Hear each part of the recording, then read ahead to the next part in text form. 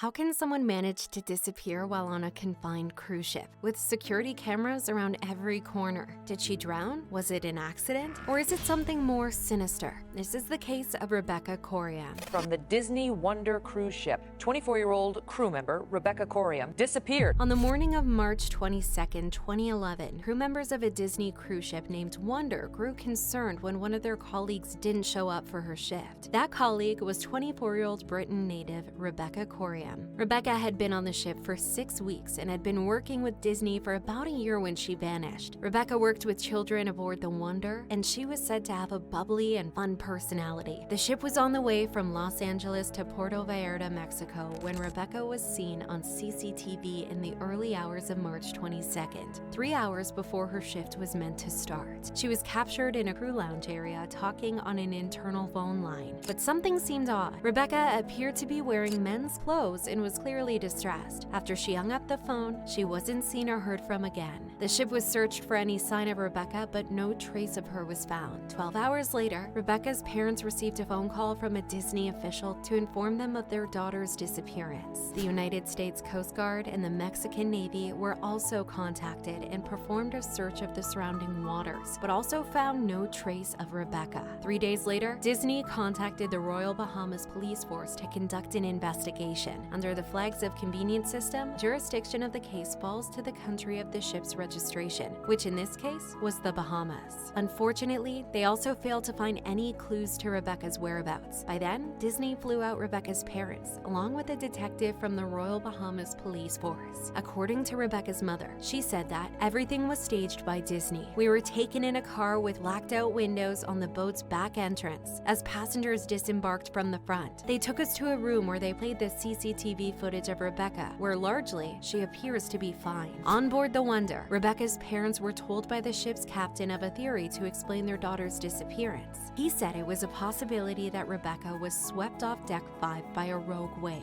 Her parents were also shown a flip-flop that they were told belonged to Rebecca that was recovered on Deck 5. The ship considered Rebecca's case solved and took off the following day to continue the cruise, but that didn't sit right with Rebecca's parents, and they had problems with Disney's account, so they hired a private investigator who uncovered troubling inconsistencies.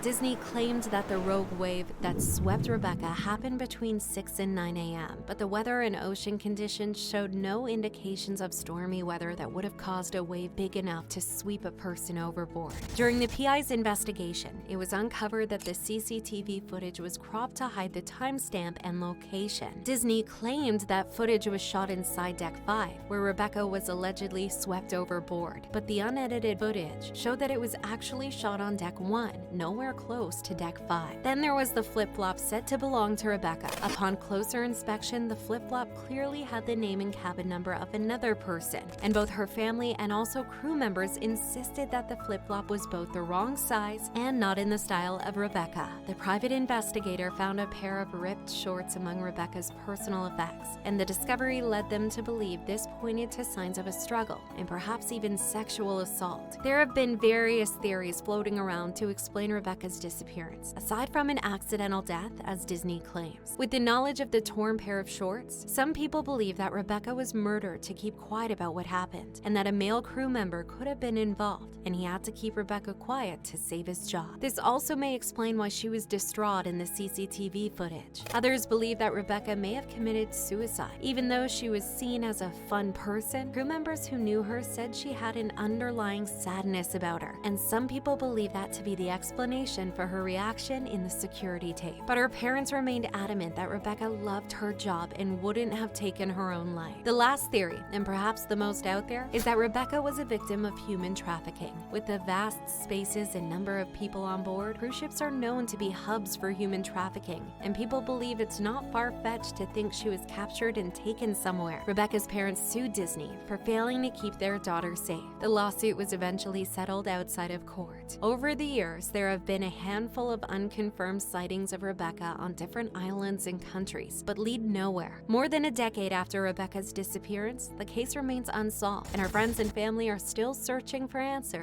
to several unanswered and worrying questions.